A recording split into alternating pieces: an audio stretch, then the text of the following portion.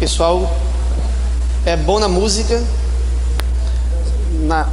Obrigado.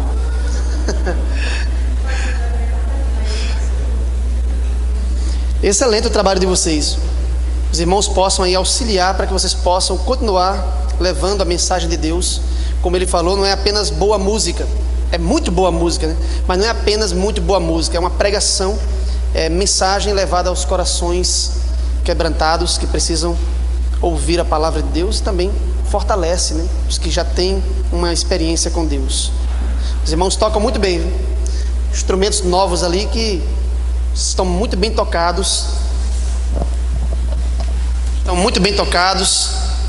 Excelente o trabalho de vocês. Deus continue abençoando. Irmãos, tenham paciência comigo que eu vou tentar construir símbolo por símbolo, certo? Então, como é um estudo longo, eu preciso ir pelas deficiências da linguagem, dizer uma coisa primeiro, logo em seguida a outra, já que eu não posso dizer tudo simultaneamente. Então, permitam-me ir construindo aos poucos, juntamente com os irmãos, para depois eu não sair daqui, os irmãos dizerem, era assim, mas eu acho que não é mais assim. Eu quero que os irmãos, por si mesmos, verifiquem se o que nós estamos falando e mostrando aqui faz sentido. Por isso que toda hora eu paro e pergunto: estão compreendendo? Os irmãos concordam até aqui? Os irmãos estão adquirindo essa compreensão? E os irmãos vão confirmando aí, me dando um feedback, e a partir desse feedback eu vou avançando no estudo do Apocalipse, no estudo sobre esses poderes mundiais que se opõem a Deus e ao seu povo na história. Ok, o que é que nós já temos até aqui? O que temos até aqui é que João estabeleceu um símbolo composto através de uma arte literária chamada síntese alegórica. Ele sintetizou em um único símbolo as 4 bestas de Daniel, capítulo 7. Logo, a besta que João viu envolve todos esses poderes. A besta que João viu não é apenas o papado, mas envolve todos os poderes das bestas daniélicas. Pelo menos envolve o leão babilônico, o urso medo-persa, o leopardo grego, o monstro descritível romano e o chifre pequeno. Pelo menos. Qualquer pessoa que lê a descrição da besta no capítulo 13 vai perceber as características desses 5 poderes que já tinham sido mencionados em Daniel 7. Ok? Então, a besta é a síntese alegórica de todos os poderes que atuam nesse mundo caído.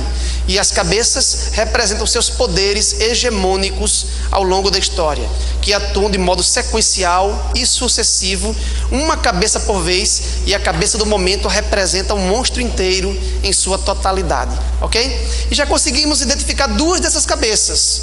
Uma, Ellen White nos diz claramente, é o papado, aquela que João viu atuando por 42 meses e ao término recebe um golpe de morte e depois ressuscitará. Não é isso? E sabemos que a cabeça que antecede imediatamente a esta é a cabeça representada pelo dragão no capítulo 12, ou seja, Roma imperial, Roma pagã. Então já temos Roma pagã e Roma papal. Se nós levarmos a sério o transfundo literário e cultural do livro de Daniel e a dependência de João para com esse transfundo literário, nós devemos acrescentar na besta também as outras potências daniélicas. Ok? Quais seriam as potências daniélicas? Babilônia, Medo-Pérsia, Grécia. Já temos Roma pagã e agora Roma papal. Ok? Então já teríamos 5 cabeças da besta. A questão, irmãos, é que a interpretação tradicional começa a sequência, começa a contagem com quem? Com o Egito. Depois vem a Síria. Aí a partir daqui começa a sequência igual a Daniel: Babilônia, Medo-Pérsia, Grécia, Roma pagã e Roma papal, que são 5 cabeças que nós sabemos que de fato faz parte da besta. Temos ou não temos certeza disso? De que pelo menos 5 das cabeças, 5 das 7 representam aquelas potências daniélicas: Babilônia, Medo-Pérsia, Grécia, Roma pagã e Roma papal. Disso temos certeza, não é? Agora, qual é a certeza que nós temos para inserir Egito e a Síria entre as cabeças da besta? Em termos literários, nenhuma, porque Daniel nunca menciona Egito nem a Síria como poderes mundiais anti-Deus que operaram ao longo da história. Então, em termos de raízes no Antigo Testamento, no texto, nós não temos. Não temos provas materiais escriturísticas para inserir Egito e a Síria entre as cabeças. Mas alguém pode dizer: mas eles não foram grandes impérios? E a besta não representa todos os impérios? Mas eu pergunto para os irmãos: Egito e Assíria foram impérios de hegemonia universal? Sim ou não? Não. O Egito foi um grande império? Sim, mais cultural do que político. Para dizer a verdade, o Egito nunca conseguiu sair, nunca conseguiu se expandir imperialmente para fora da moldura histórico-geográfica ali às margens do rio Nilo. Só houve uma tentativa de expansão dos faraós para controlar outros espaços territoriais na 18ª dinastia com Ramsés II, mas sofreu fragorosa derrota diante dos hititas, um outro império que se levantava naqueles dias. Então, na realidade, embora o Egito tenha sido um grande império cultural, ele não foi um império de hegemonia universal que controlou, dominou soberanamente sobre outros impérios. Então não há razões históricas plausíveis para inserir o Egito como sendo um império de hegemonia universal. A Síria muito menos, porque quando estava começando a dar os sinais hegemônicos, surgiu Nabopolassar, Nabucodonosor, que lhe infligiram duros golpes, de modo que eles é que se tornaram os senhores do mundo naquele tempo, e não a Síria em si. Então não há razões históricas nem literárias escriturísticas para inserir Egito e Mesopotâmia. Me parece que seria mais interessante sermos fiéis ao livro de Daniel. E como é que Daniel começa a sequência? Então vamos começar como Daniel começou: Babilônia, Medo-Pérsia, Grécia, Roma pagã e Roma papal. Então, a cabeça que João viu, mantendo o animal vivo, a cabeça do momento, a cabeça hegemônica que atuou por 42 meses e depois recebeu uma ferida de morte, foi a 5ª cabeça da besta. Se nós seguirmos fielmente a sequência daniélica. Até esse ponto está claro? Aqui eu quero fazer uma crítica a uma outra teoria. A teoria de que as cabeças da besta representam formas governamentais de Roma. Algumas pessoas, alguns adventistas, hoje principalmente o movimento de reforma, né, ainda defende essa tese. Se é que existe algum movimento de reforma, porque eles deformam na realidade, né? Não existe reforma, existe deforma por aí afora, né? Mas eles defendem, e nós defendemos por um certo tempo, que as cabeças da besta representavam formas de governo de Roma e não impérios mundiais. A besta como um todo seria Roma pagã. Olha como é essa interpretação.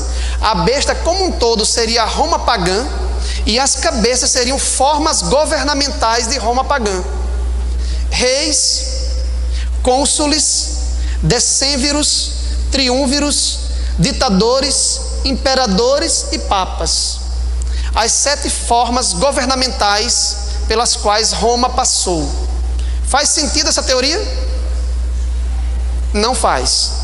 Primeiro porque ela define a besta como um todo de modo equívoco.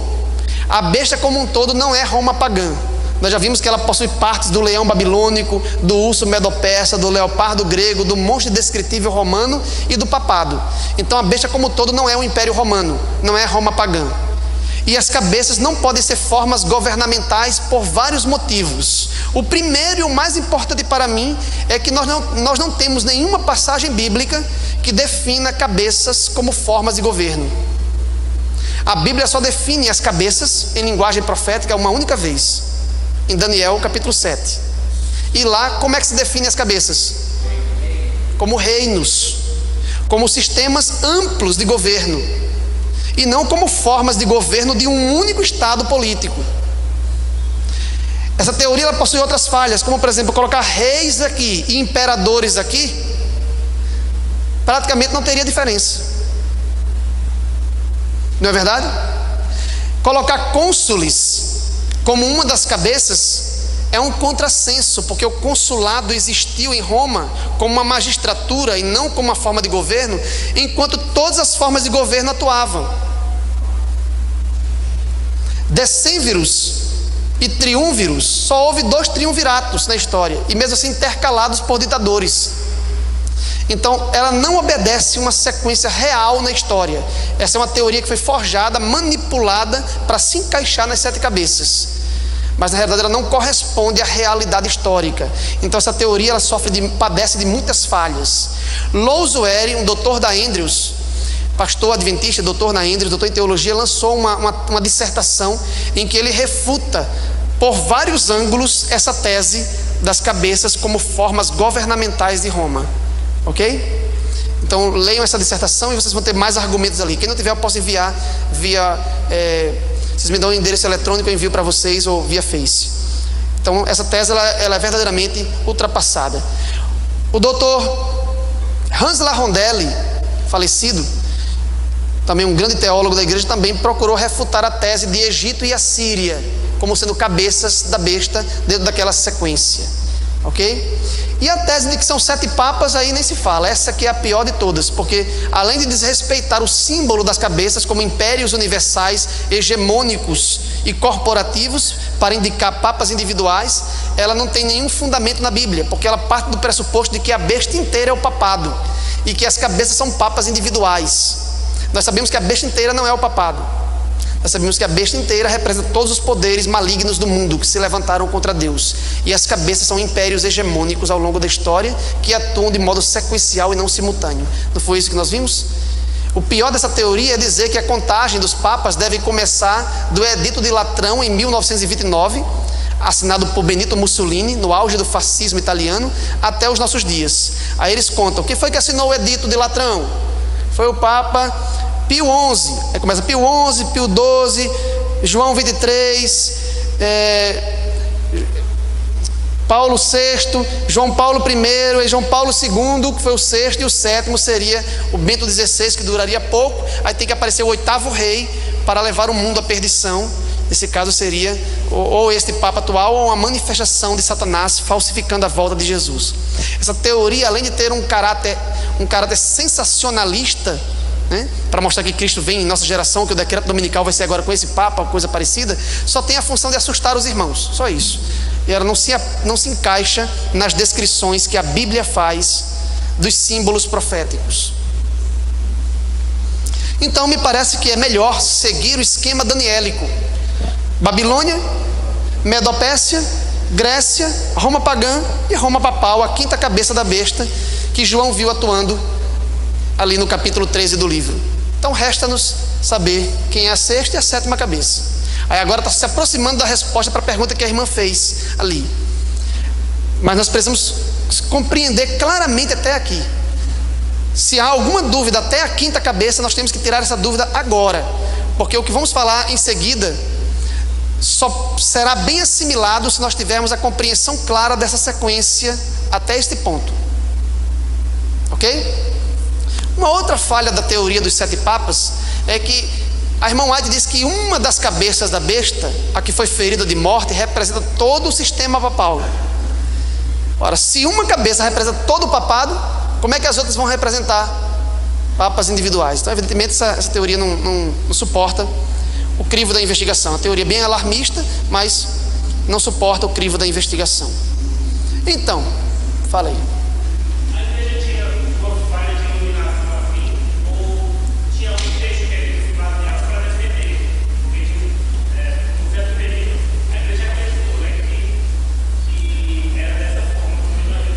Ainda hoje acredita. Tem muitos irmãos que ainda acreditam assim, dessa forma. Sim. Muitos irmãos ainda acreditam dessa forma. Tem gente que acredita nas formas governamentais de Roma ainda, que é uma teoria que já foi ultrapassada, já foi defendido um ataque contra essa tese em uma tese de doutorado na Andrews, que é o maior centro intelectual adventista do mundo. Então, nós não temos que nos basear no que os irmãos dizem simplesmente, que muitas vezes os irmãos estão meio que desatualizados, né?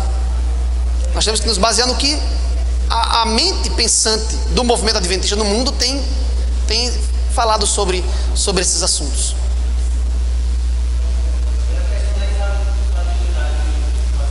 Sim. Sim. Pode dizer sem medo de errar que a igreja errou, porque nós não temos nenhuma, nós não arrogamos infalibilidade em nenhum momento. A igreja erra em suas interpretações.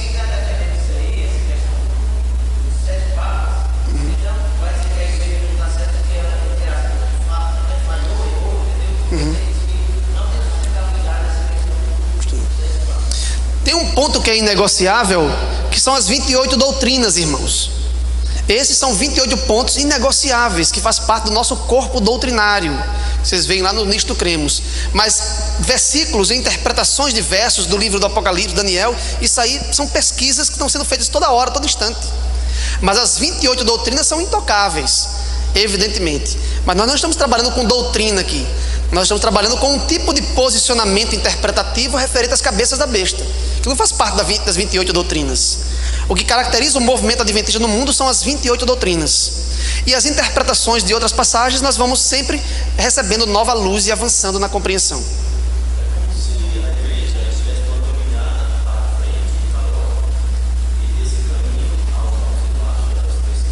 Sim. Intocável. Sim, os pilares, né? Sim.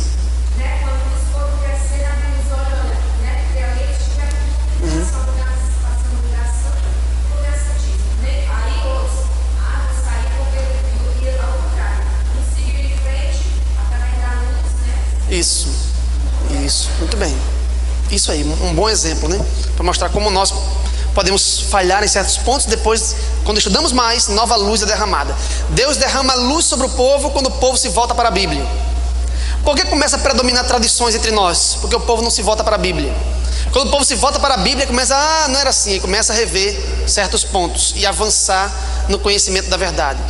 Quando vocês virem um povo bem quieto, bem tranquilo, sem se voltar para a Bíblia, é porque Deus não está ao lado do povo nesse momento. Ou melhor, o povo não está ao lado de Deus. Deus está ao lado do povo quando o povo está voltado sobre a Bíblia, caindo sobre o livro para investigar e procurar nele as palavras da vida eterna, cavando, procurando a verdade como se fosse tesouro escondido. É nesse momento que Deus começa a abençoar o povo. Quando o povo começa a achar que já sabe muito, que está relaxado, que não precisa mais estudar, aí Deus envia as heresias. Aí começa a aparecer um monte de movimento herético dentro da igreja para fragmentar a unidade da igreja e levar um bocado de gente para fora. Deus permite que isso aconteça, Satanás vai e atua por meio das heresias. Deus permite que isso aconteça, que a operação do engano venha sobre muitos. Foi o que ocorreu com o movimento antitrinitariano no Brasil, né? Pegou um bocado de gente que tinha mais de 50 anos na igreja sem saber nada de Bíblia. Apareceu um bando de pessoas que não sabiam praticamente nada de Bíblia, tanto quanto eles, mas porque estudou um pouquinho contra a Trindade, saiu, levou um bocado de gente para o movimento antitrinitariano. Sim. Sobre Ellen White, que é a próxima crise que vai vir. Estou profetizando não, viu, irmãos? Eu percebo que isso vai acontecer pelos nossos estudos. Será a próxima crise com relação aos escritos de Ellen White, mais na frente, sobre a veracidade de seus escritos. Já está aí um movimento antidízimo na internet, que dízimo não é coisa do Novo Testamento, era coisa do santuário no Antigo Testamento, ninguém deve dar mais dízimo. Aí está aparecendo um monte de movimento aqui e ali, está levando um bocado de gente. É Deus permitindo um peneiramento, para que o povo que está relaxado seja levado por qualquer vento de doutrina, mas o trigo precioso ficará. A palha é levada pelo vento, mas o ouro fica ali. Então se segure nas malhas da peneira, porque o que tiver de ser sacudido será. Certo, irmão? Vamos lá, vamos prosseguir nosso estudo. Pode.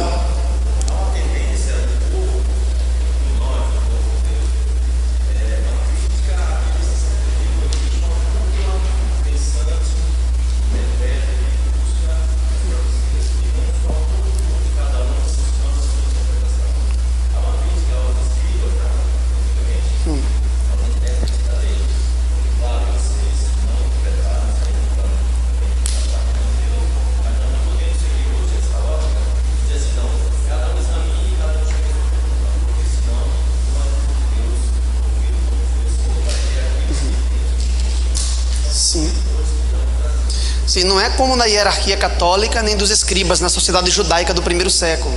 Na realidade é porque nós muitas vezes temos tantas funções. A irmã ali é nutricionista, o irmão ali é médico, o irmão ali é engenheiro, tem tantas funções que eles não têm como dedicar a vida inteira à investigação profunda do texto. Então o que é que nós como povo fazemos? Nós ajudamos, nós financiamos, né, por meio dos nossos dízimos, nós sustentamos e mantemos pessoas para dedicarem as vidas ao estudo da palavra. Não necessariamente os pastores, mas os teólogos em si, porque tem pastor que não é teólogo, né? O pastor ele tem formação em teologia, mas ele escolhe se ele vai para a área mais devocional ou para a área técnica do texto. Eu optei pela área técnica, não para apacentar as ovelhas. Optei pelo estudo técnico do texto. Então a minha vida é ler manuscritos em aramaico, manuscritos em grego, manuscrito em hebraico, ler o texto de um lado, do outro, por trás, pela frente, todos os lados. E nós estamos ajudando, nós temos o prazer de colaborar para que esses estudos avancem. Então, evidentemente, esses homens chegarão a conclusões mais profundas do texto do que nós que estamos ocupados com outros afazeres no dia a dia. E isso é motivo de orgulho para nós, saber que nós estamos patrocinando essa causa em todo o mundo agora. Em 230 países está ocorrendo isso, espalhados pelo mundo todo, né? Vamos em frente, vamos continuar nossa compreensão do Apocalipse 13. Eu tenho medo dessas intervenções demais, irmão, e a gente não tem mais tempo, viu? Vai em frente. Muito bem, irmão. Aí, agora eu gostei, viu, irmão? Agora você... O irmão está na expectativa, querendo saber o que é a sexta cabeça e a sétima, né, irmão? Só tem uma hora. Em uma hora o que é que eu faço, irmão? Em uma hora eu só chego só na sexta cabeça. Então vamos prosseguir. Então eu vou explicar só a besta hoje. Outro dia eu explico quem é a mulher babilônica, explico os outros símbolos ali, os chifres, tudo bem. Vamos lá. Nós temos agora uma sequência montada com base na Bíblia e na Bíblia somente, certo? Porque as outras teorias têm base mais na história do que na Bíblia. Ah, são os papas, mas não tem base bíblica. Pode ter base na história, mas não tem base bíblica. Agora nós temos uma teoria que está baseada na Bíblia e que tem correspondência também histórica secundariamente, não é isso? Não é ler a história e com as lentes da história voltar para a Bíblia. Não, é ler a Bíblia e com as lentes bíblicas entender a história. A história sem a Bíblia é um enigma, um monte de acontecimentos desconexos, sem sentido, que não caminha para lugar nenhum. Mas mediante a Bíblia você percebe o sentido da história. Olhando agora para essa sequência montada pela Bíblia, qual é a sequência? Qual é o sentido da história? Nós temos Babilônia, Medopérsia, Grécia, Roma pagã e Roma papal. Qual é o sentido da história agora? A gente vê até aqui 5 sistemas totalitários. Tem algum poder democrático, republicano aqui? Não. Só temos sistemas absolutistas de poder. Concordam? Qual é a principal característica de um sistema absolutista e totalitário? O desrespeito à liberdade de expressão, à liberdade religiosa, à liberdade de consciência. A imposição de suas normas e a punição por meio do braço civil sobre aqueles que não cumprem as normas estatais ou do sistema religioso predominante. É isso que caracteriza um sistema absolutista.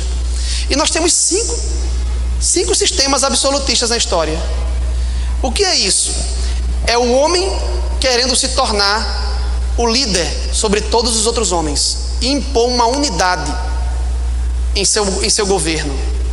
A quem pertence esse atributo, essa característica de governar sobre todos? Mas os sistemas humanos, os impérios, tendem a arrogar para si prerrogativas divinas, de levantar um homem, de constituir um homem rei, imperador, soberano sobre todos os outros, para ter domínio hegemônico. E é o que as cabeças da besta arroga para si. Prerrogativas, atributos que pertencem exclusivamente a Deus, que é a soberania universal. Mas todos eles procuraram soberania universal.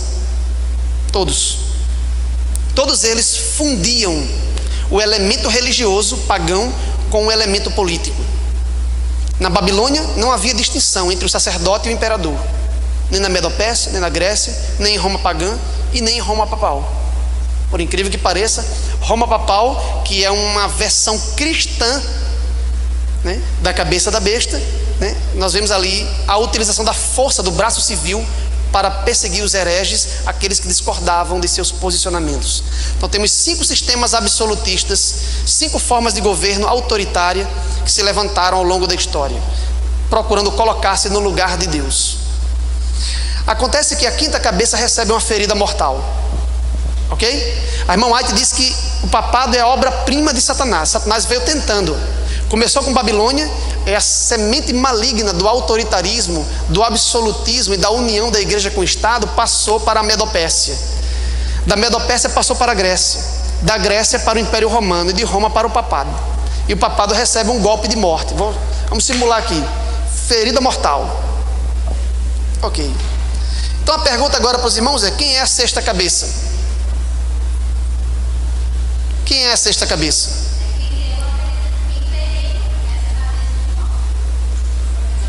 A irmã nos deu um princípio interpretativo excelente. A cabeça que se levanta hegemonicamente é aquela que aplica o golpe de morte na cabeça anterior. Quem foi que aplicou o golpe de morte na Babilônia, que era a primeira? Não foi a Medo-Pérsia? E não passou ao cenário da história como a próxima cabeça hegemônica? Quem aplicou o golpe de morte na Medo-Pérsia? Não foi a Grécia? E se tornou a próxima cabeça do momento? E assim sucessivamente? Quem foi que infligiu o golpe de morte no papado? Quem?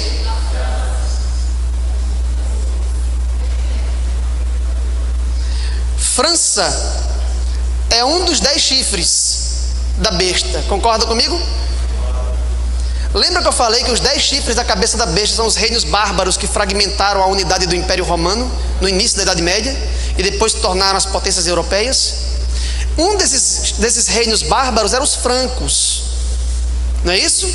Então, se a França é um dos chifres, ela não pode ser uma cabeça ao mesmo tempo. Concordam? Mas nós não estamos falando de França simplesmente. Quem aplicou o golpe de morte no papado não foi a França, o reino franco na Idade Média, que estava aliada ao papado durante toda a Idade Média. Foi um novo sistema de governo que surgiu, que brotou na França, como suporte territorial à França. Mas o sistema que surgiu ali, que infligiu o golpe de morte ao papado, era um sistema diferente de todos os outros que tinha se levantado na história. Que sistema é este? França revolucionária. Não estamos falando de França simplesmente. Estamos falando do sistema revolucionário francês. Estamos falando daquilo que foi instituído na Revolução Francesa, que tinha como suporte religioso o ateísmo francês. Mas o ateísmo é uma dimensão religiosa, entre aspas aí, ou antirreligiosa. Mas o sistema revolucionário francês, no aspecto político, se caracteriza não pelo ateísmo. No aspecto político ele se caracteriza por outra coisa. O que foi que a França revolucionária gerou como forma administrativa de governo e que hoje predomina em todos os países do Ocidente? Como? República democrática. Então nós temos aí um sistema republicano democrático. Qual é o principal pilar da república? Separação entre igreja e Estado. Os que vieram antes, havia separação? Mas a França revolucionária infligiu um golpe no antigo regime, no regime absolutista. Destronou o rei, instituiu uma república, separou administrativamente os estados da federação, separou o elemento religioso do elemento político, pôs um fim às perseguições e exaltou os direitos do homem, na Declaração sobre os Direitos do Homem, lá na época da França revolucionária. A busca pelos direitos humanos e a liberdade de expressão e a liberdade religiosa. Isso é a sexta cabeça? Vou ler uma passagem de Ellen White para os irmãos verem um ponto interessante aqui. Antes de eu ler Ellen White, deixa eu ler uma passagem de Apocalipse. Apocalipse 11. Esse é o ponto mais importante dessa discussão, viu, irmãos? Então redobrem a atenção. Quem tiver com sono aí, desperte. Desperte e redobre a atenção. Tem gente que abriu um olho tão grande agora.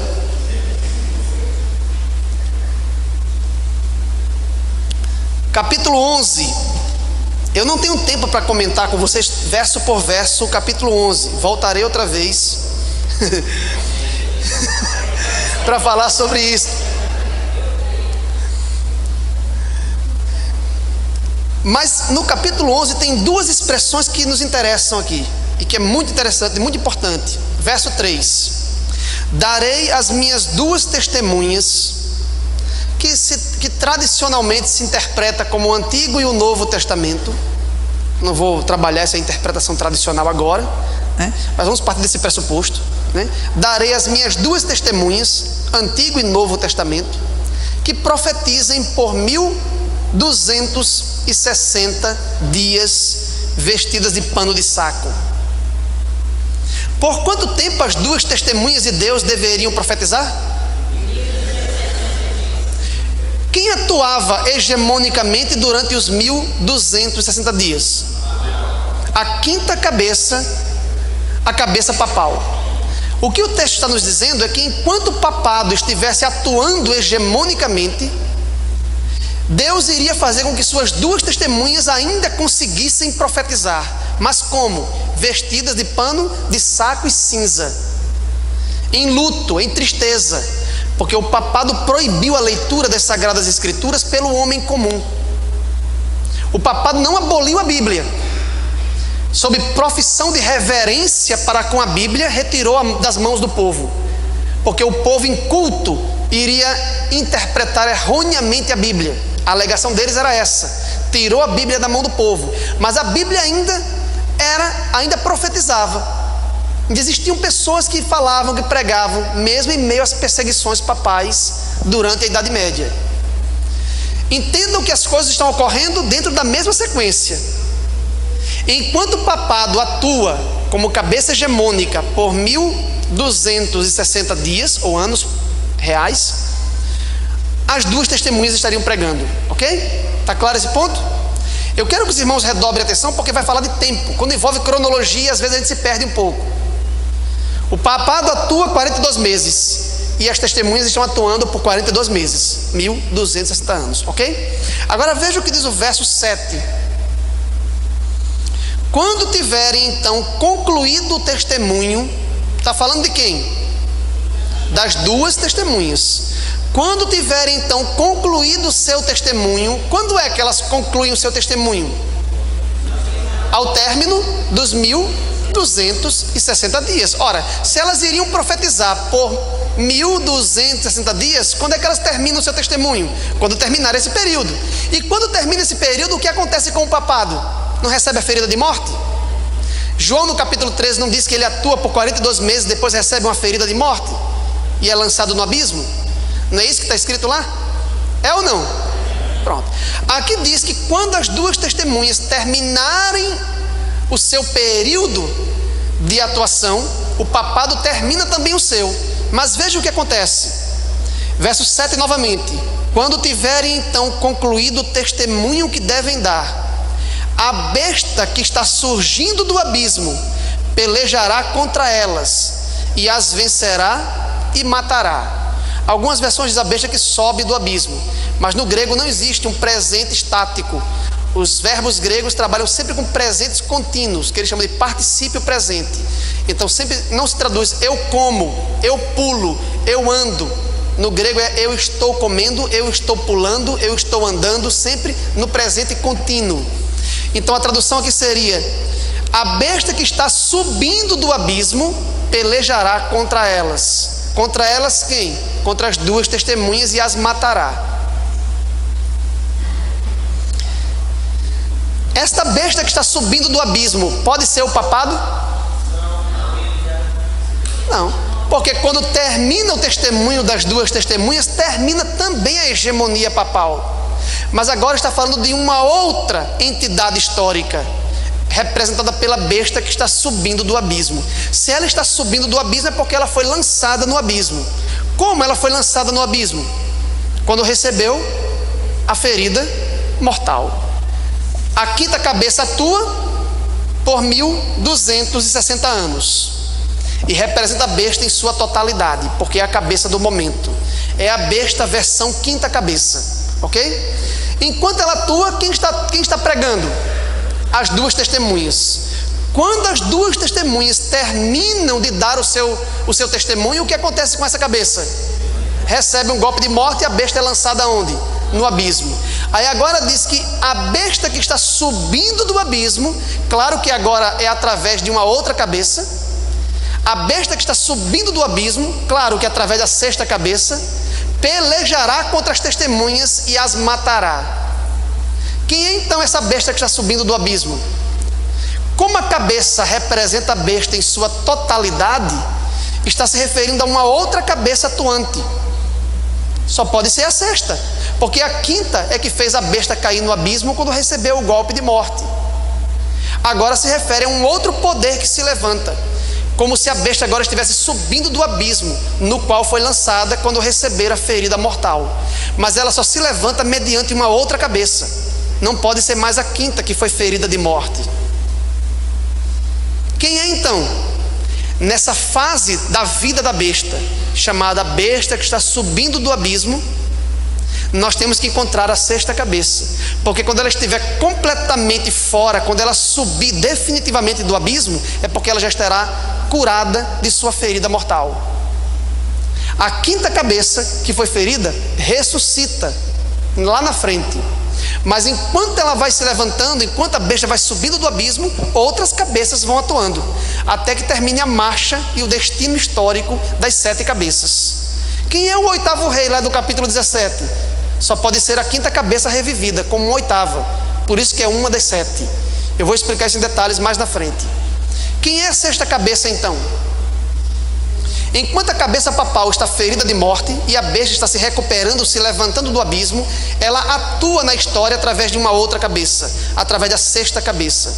E é essa sexta cabeça que mata as 2 testemunhas. E foi a mesma que infligiu o golpe de morte no papado. A cabeça do momento inflige o golpe de morte no papado e mata as 2 testemunhas. E essa cabeça aparece na história no momento em que a besta está começando a sua ressurreição, seu processo de cura, que começa imediatamente depois da ferida. Quem é então? Já disseram naquela hora, esqueceram?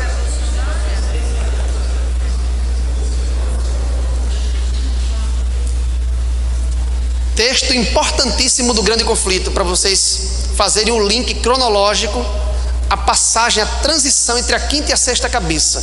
Veja o que Ellen White diz aqui. Página 268, grande conflito, capítulo intitulado A Escritura Sagrada e a Revolução Francesa. Já deu uma dica, né? Acho que eu não vou nem ler mais, que já disse, mas eu vou ler assim mesmo. Página 268,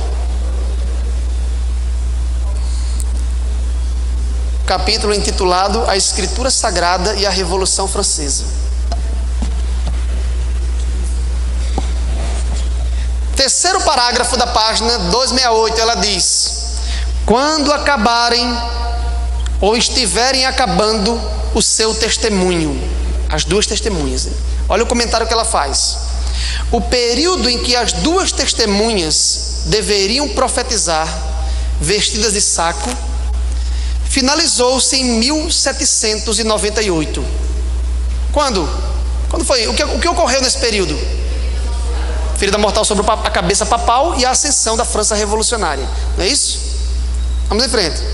Aproximando-se elas do termo de sua obra em obscuridade, elas, as 2 testemunhas, deveria fazer guerra contra elas o poder representado pela besta que sobe do abismo. É um outro poder. Vamos em frente.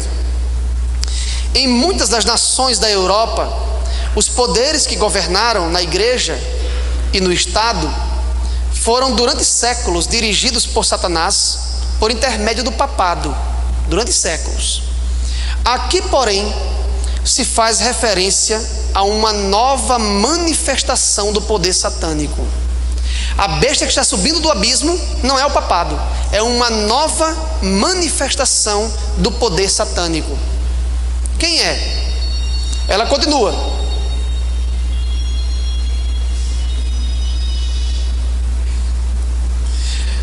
Fora a política de Roma, sob profissão de reverência para com a Bíblia, conservá-la encerrada numa língua desconhecida, a Bíblia, ocultando-a do povo.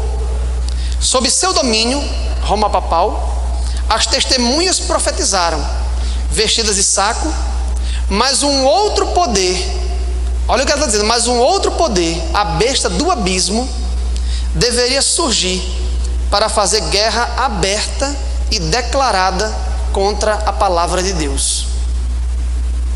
Quem é esse poder? Ela está dizendo que o papado, embora tenha perseguido o povo e tenha tirado a Bíblia da mão do povo, o papado não foi contra a Bíblia. Ele tirou a Bíblia da mão do povo, mas ele não destruiu a Bíblia. Mas esse outro poder que se levantaria, se levantou para destruir a Bíblia, para matar as duas testemunhas. Quem é esse poder? Aí ela fala um bocado de coisa aqui. Aí lá no finalzinho da página 269, ela diz: essa profecia teve exatíssimo e preciso cumprimento na história da França. Na história da França.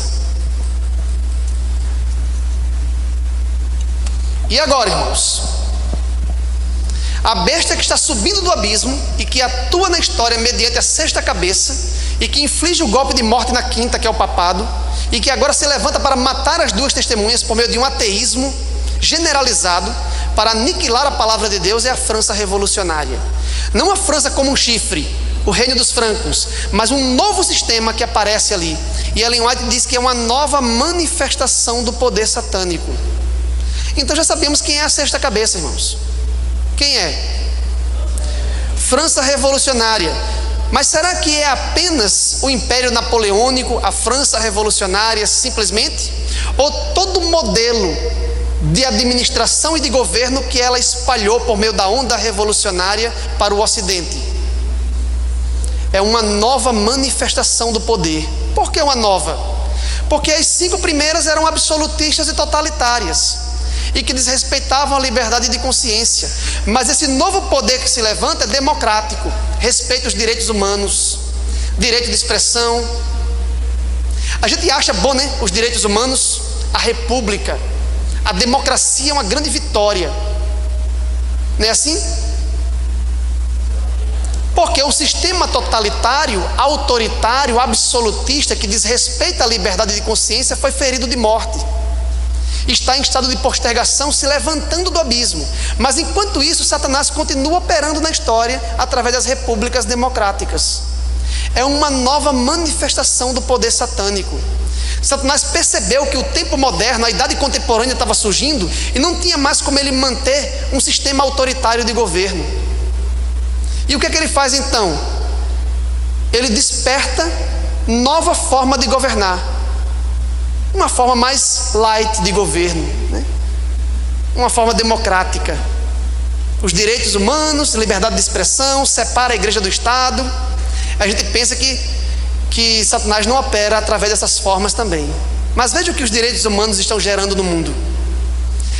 O excesso de direitos descabido para minorias étnicas, para o povo de um modo geral, tem sido muito mal utilizado nesses últimos dias. As formas jurídicas, o direito tem aberto tantas portas que está se tornando quase insuportável a vida no Ocidente. Mas a tendência é que essas formas democráticas se expandam cada vez mais até que haja uma insatisfação total e generalizada da sociedade humana contra a democracia. E a democracia ruirá e cairá no final. E sistemas autoritários de governo voltarão a governar a história. E vocês irão ver que a história se repetirá.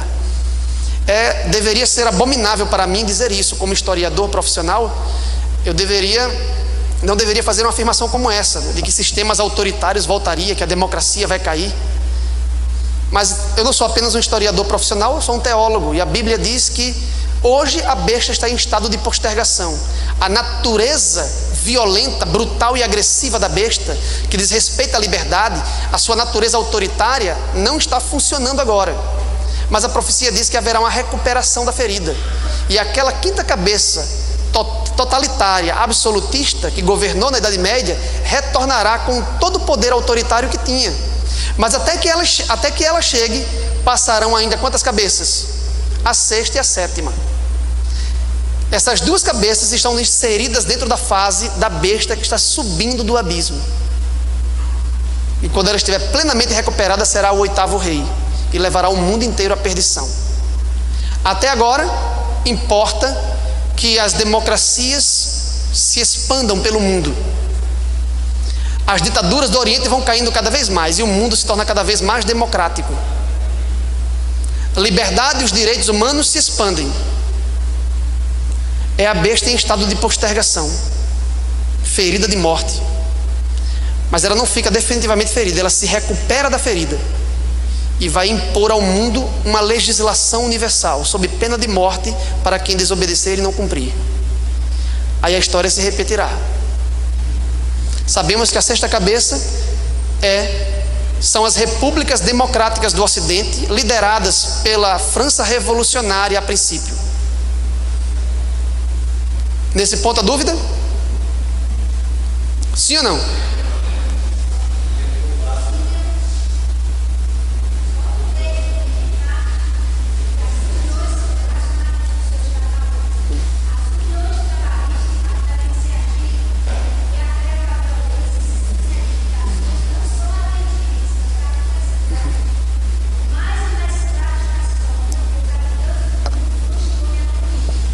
Sim.